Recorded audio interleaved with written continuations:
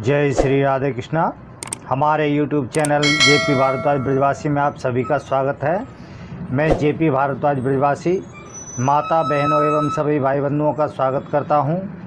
दोस्तों, 17 अक्टूबर को सुबह 6:50 पर सूर्य ग्रह राशि चक्र की सप्तम राशि यानी तुला राशि में प्रवेश करने जा रहे हैं और 16 नवंबर 2020 को सुबह 6:39 तक इस राशि में रहेंगे। ज्योतिष में पिता, नेतृत्व, इच्छा शक्ति, साहस, हड्डियों का प्रतिनिधित्व करने वाले सूर्य ग्रह इस गोचर काल के दौरान अपनी नीच अवस्था में प्रवेश करने जा रहे हैं। वैदिक ज्योतिष अनुसार मेष राशि में सूर्य उच्च का और तुला राशि में सूर्य नीच का माना जाता है। तो दोस्तों, आइए जानते हैं सूर्य के इस गोचर से सभी 12 राशियों पर क्या प्रभाव पड़ेगा। यह राशिफल चंद्र राशि पर आधारित है। सूर्य का राशिफल गोचर से जो प्रभाव पड़ेगा यह हम आपको बताएं, उससे पहले जो भी सदस्य नए हमारे इस वीडियो को देख रहे हैं तो कृपया उनसे अनुरोध है मेरे चैनल को सब्सक्राइब करें, लाइक करें तथा शेयर भी करें और बगल में लगा घंटी का बटन दबाना ना भूलें, जिससे हम जो भी वीडियो बनाएं उन सभी का नोटिफिकेशन आपके पास पहुंचे। तो दोस्तों, सबसे पहले हम मेष राशि के बारे में जानते हैं। मेष राशि से सूर्य ग्रह जो आपके प्यार, बुद्धि और संतान आदि के 5वें घर का स्वामी है, इस गोचर के दौरान आपके प्रेम और रिश्तों के 7वें घर में प्रवेश करेगा। सूर्य की इस स्थिति से पता चलता है कि आपके जीवन में उतार चढ़ाव आ सकते हैं और मतभेदों के कारण आपके रिश्ते खराब हो सकते हैं। इस दौरान जीवन साथी के साथ बात करते समय आपको अपने क्रोध पर काबू रखना होगा। व्यावसायिक रूप से पंचम भाव प्लानिंग और आपके विचारों का प्रतिनिधित्व करता है और इस भाव का स्वामी सूर्य दुर्बल अवस्था में है। इससे पता चलता है कि इस दौरान आप अपने विचारों को वास्तविकता में ढालने की पूरी कोशिश करेंगे, लेकिन ऐसा हो पाना बहुत ही मुश्किल हो सकता है। इस गोचर के दौरान कार्य क्षेत्र में उच्च प्रबंधक के साथ रिश्तों में कुछ परिवर्तन आ सकता है, लेकिन इन मतभेदों को ज़्यादा तूल न देना ही आपके लिए सही रहेगा। इस राशि के जो जातक साझेदारी में बिजनेस करते हैं, साझेदारी के साथ उनके मतभेद हो सकते हैं। ऐसे समय में आपको अपने कागजातों को बहुत संभाल कर रखना चाहिए और साझेदारी खत्म होने की स्थिति में अपने लिए नए अवसर तलाशने के लिए तैयार रहना चाहिए। इस राशि के जातकों के बच्चों का स्वास्थ्य इस गोचर काल के दौरान नाजुक रह सकता है, जो कि आपके लिए चिंता का विषय रहेगा।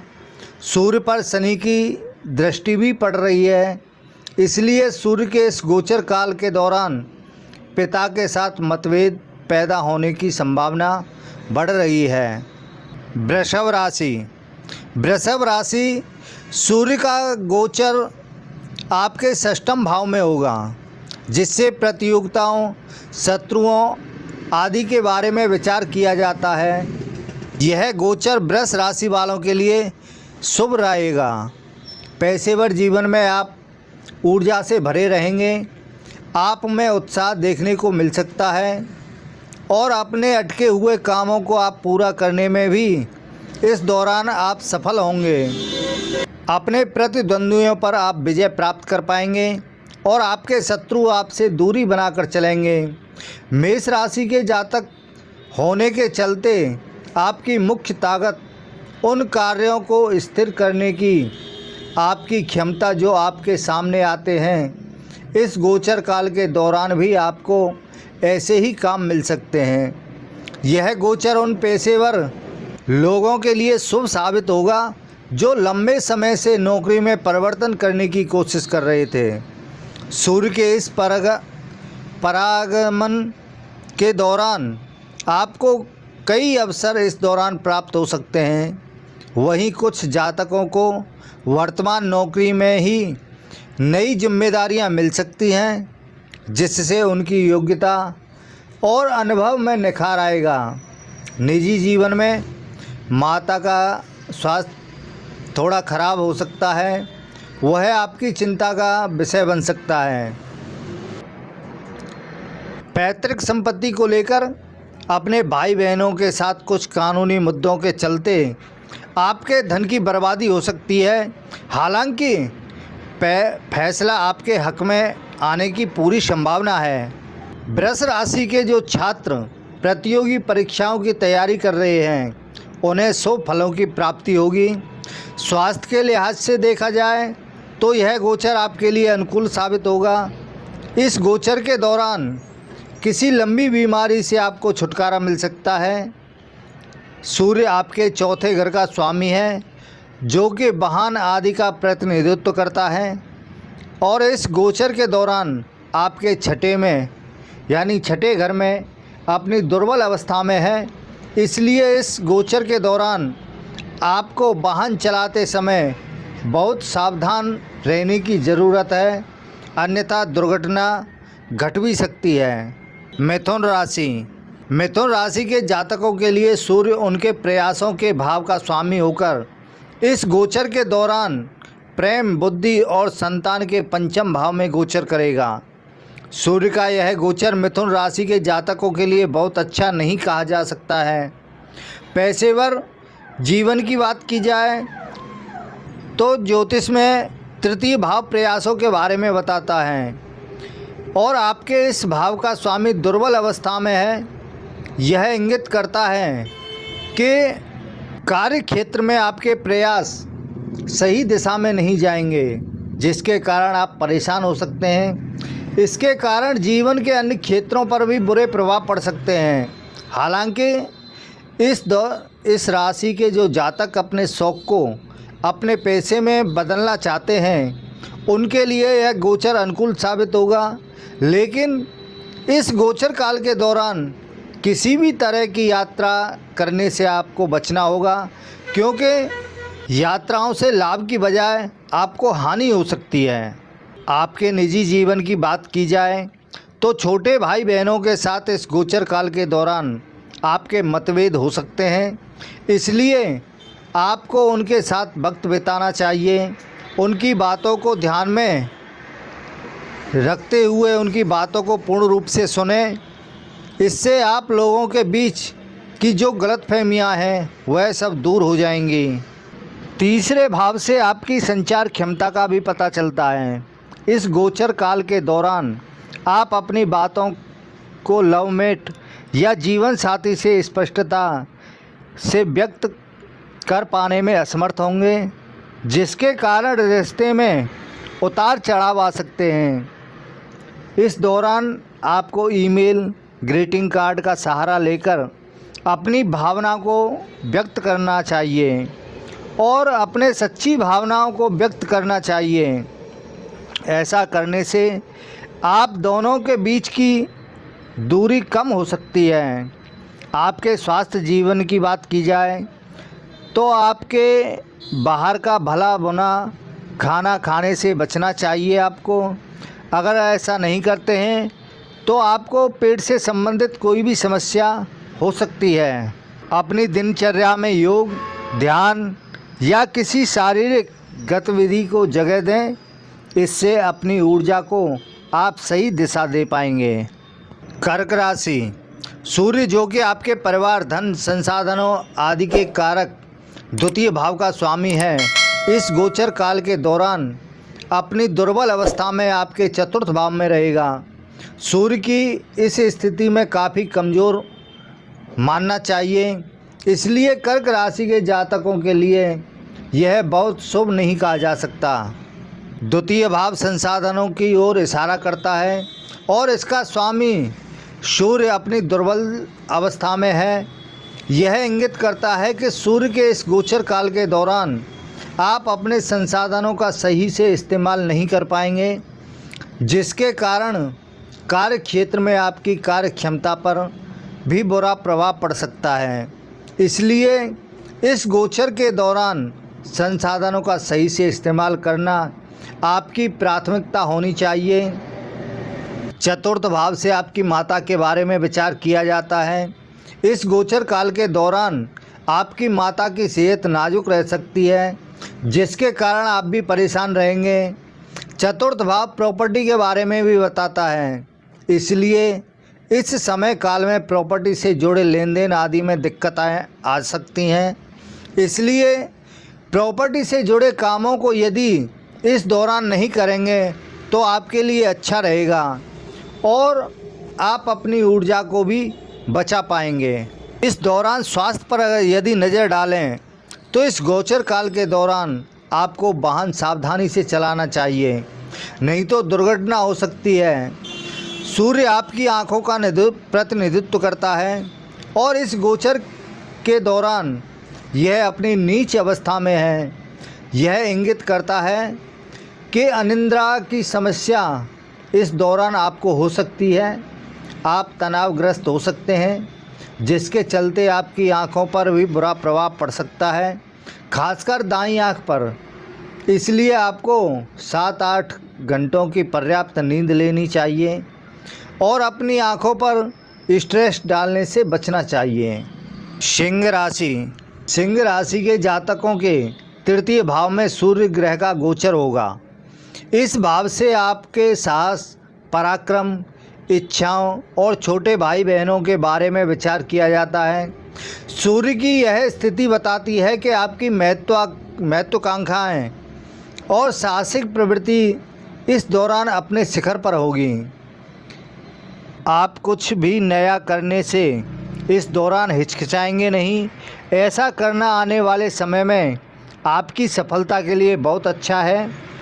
आपकी रचनात्मकता इस दौरान शिखर पर होगी। अपने प्रयासों और कार्यों को करिश्माई ढंग से पूरा कर पाएंगे।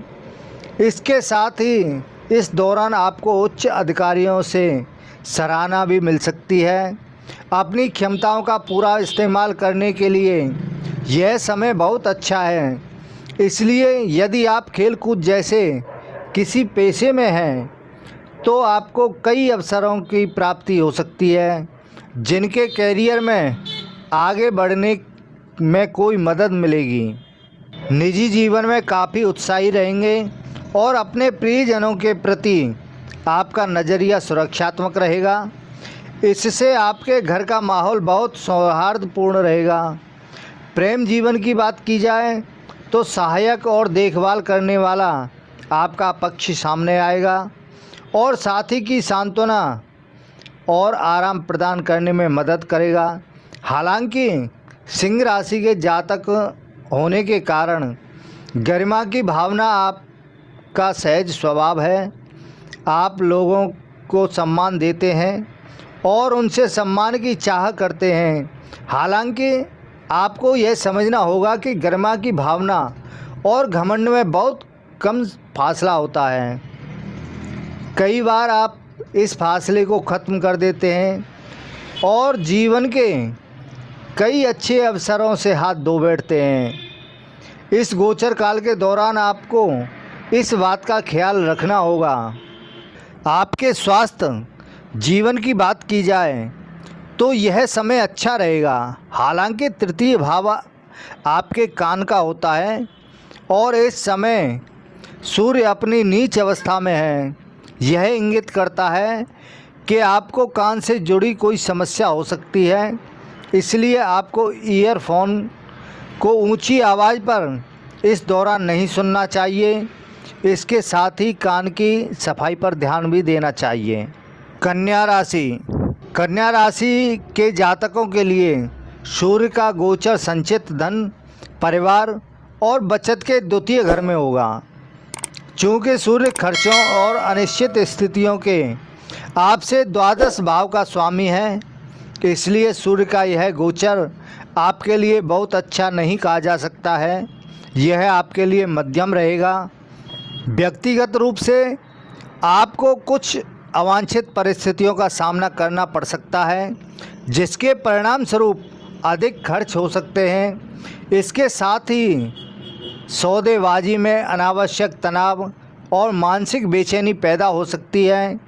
द्वितीय भाव से आपकी वाणी पर विचार किया जाता है, इसलिए बातचीत के दौरान आपको सही शब्दों का चुनाव करना चाहिए। किसी पर व्यंग करने या किसी का मजाक उड़ाने से इस गोचर के दौरान आपको बचना होगा। अगर आप ऐसा करते हैं तो बाकी लोगों का दिल दुख सकता है। पेशेवर और आर्थिक रूप से यह समय अच्छा नहीं है, इसलिए इस गोचर के दौरान आपको निवेश करने से बचना चाहिए, क्योंकि निवेश से आपको मनचाहे फलों की प्राप्ति होनी मुश्किल है। विशेष रूप से अपने वरिष्ठ प्रबंधक के साथ अपने कार्यस्थल पर किसी भी प्रकार के टकराव और संघर्ष से बचना होगा। अगर आप ऐसा करते हैं तो इस गोचर के दौरान परेशानी में पड़ सकते हैं। आपके लिए यह समय सीमा के दौरान अपने संयम को बनाए रखना सर्वोपरि है। विद्यार्थियों में इस दौरान एकाग्रता की कमी देखी जा सकती है, जिसके कारण उच्च शिक्षा अर्जित कर रहे लोगों की पढ़ाई में कमी आने की संभावना है। स्वास्थ्य जीवन की बात की जाए तो आँखों और पेट से जुड़ी समस्याएं आपको हो सकती हैं, इसलिए स्वास्थ्य को लेकर आपको सावधान रहने की ज़रूरत है। तुला राशि, सूर्य ग्रह का गोचर आपके लग्न भाव में होगा। इस भाव से आपकी आत्मा, व्यक्तित्व आदि के बारे में विचार किया जाता है और यह इंगित करता है कि सूर्य का यह गोचर आपके लिए बहुत अनुकूल रहेगा।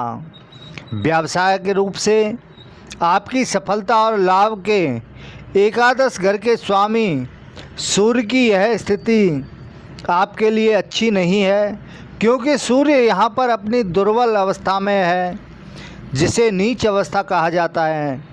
सूर्य की इस स्थिति से पता चलता है कि आपके जीवन में उतार चढ़ाव इस दौरान आ सकते हैं। इस गोचर के दौरान आपके दृष्टिकोण में आत्मविश्वास की कमी देखी जा सकती है और इस वजह से आप दूसरों को खुश करने की कोशिश करते नज़र आएंगे। इससे आपको अशांति भी हो सकती है, जो आपके कार्यालय में आने वाले नकारात्मक परिणामों को और बढ़ा सकती है। इसलिए सूर्य के इस गोचर के दौरान आपको अपने फैसलों को लेकर दृढ़ निश्चय होना चाहिए और अपनी क्षमताओं पर विश्वास करना चाहिए।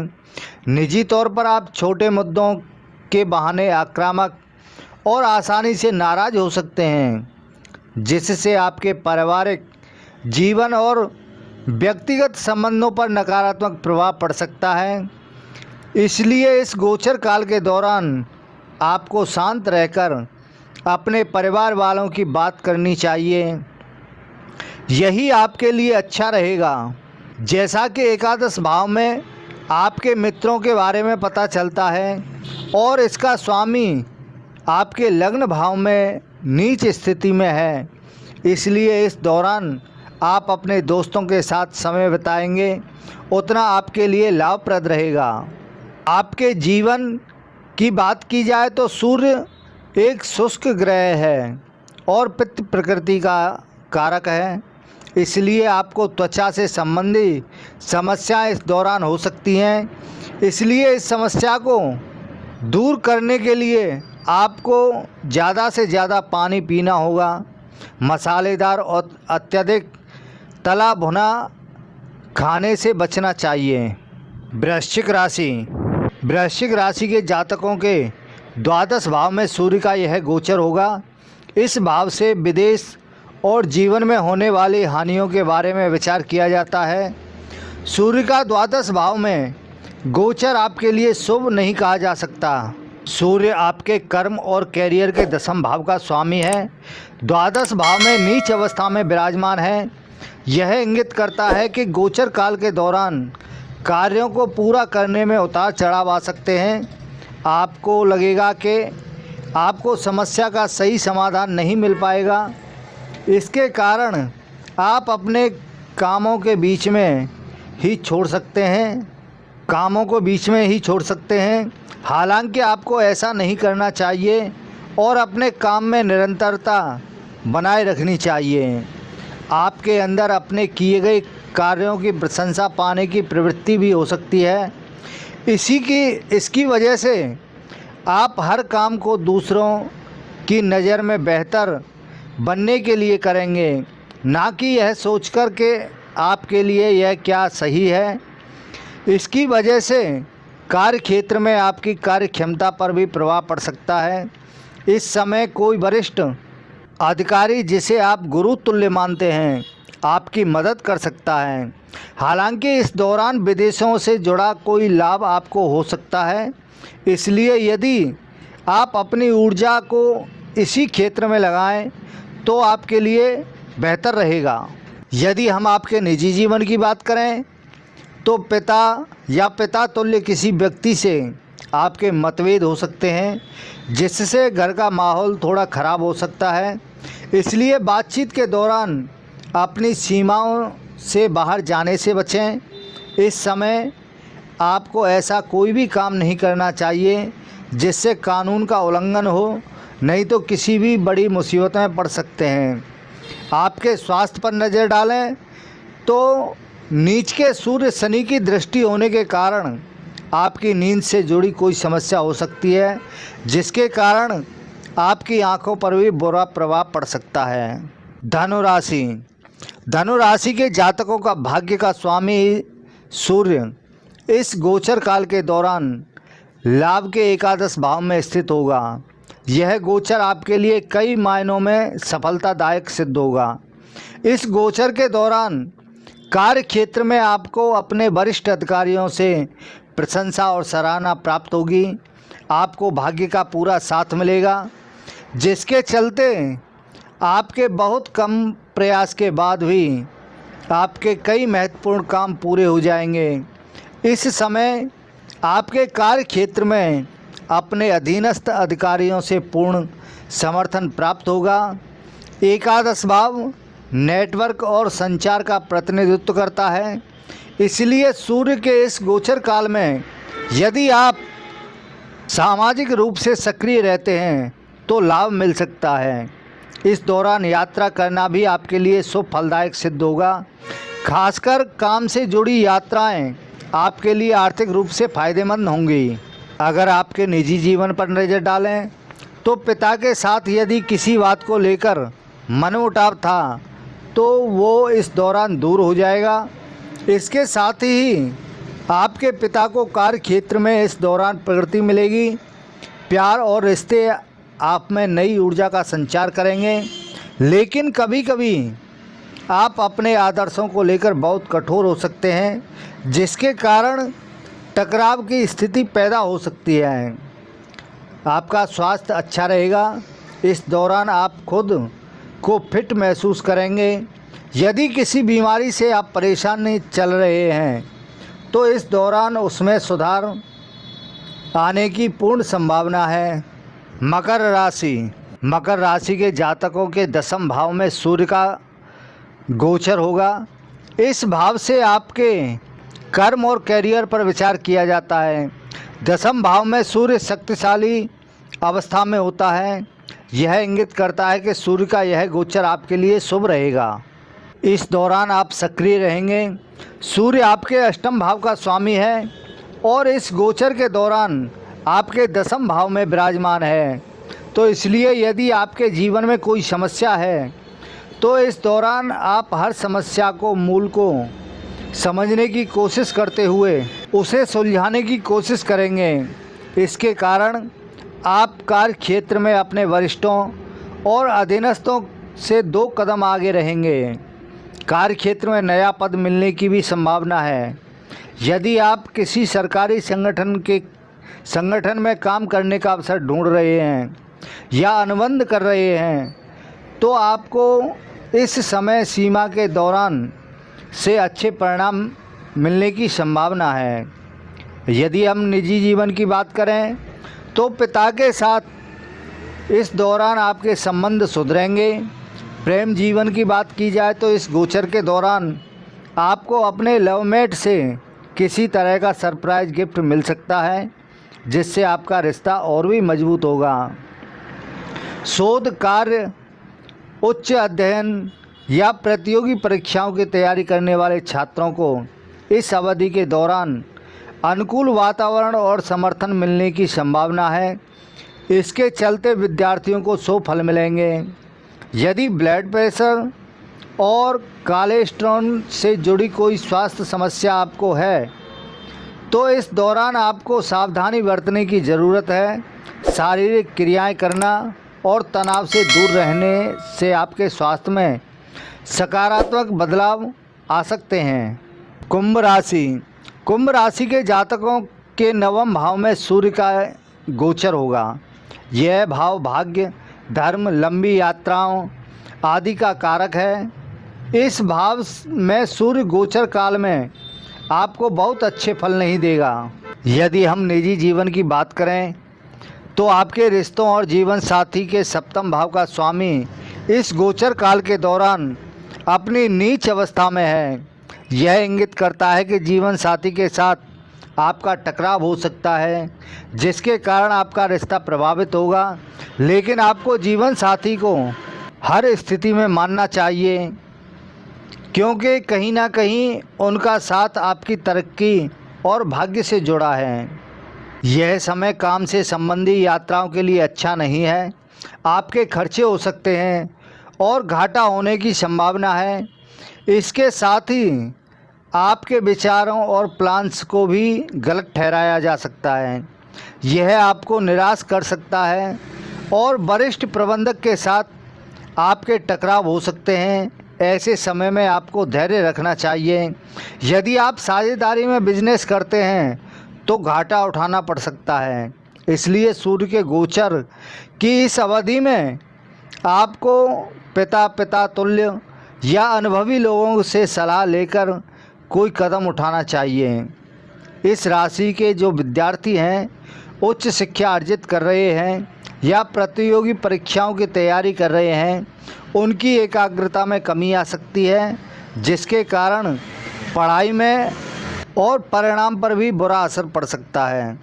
स्वास्थ्य आपका ठीक रहेगा, लेकिन आपको अपने खान पान को लेकर सतर्क रहना होगा, नहीं तो स्वास्थ्य से जुड़ी समस्याएं हो सकती हैं। मीन राशि के जातक, सूर्य ग्रह का गोचर आपके परिवर्तन और अनिश्चितता के अष्टम भाव में रहेगा, जिसके चलते आपके जीवन में कुछ परेशानियां आ सकती हैं। आर्थिक और पेशेवर रूप से देखा जाए तो यह समय चुनौतीपूर्ण रहेगा।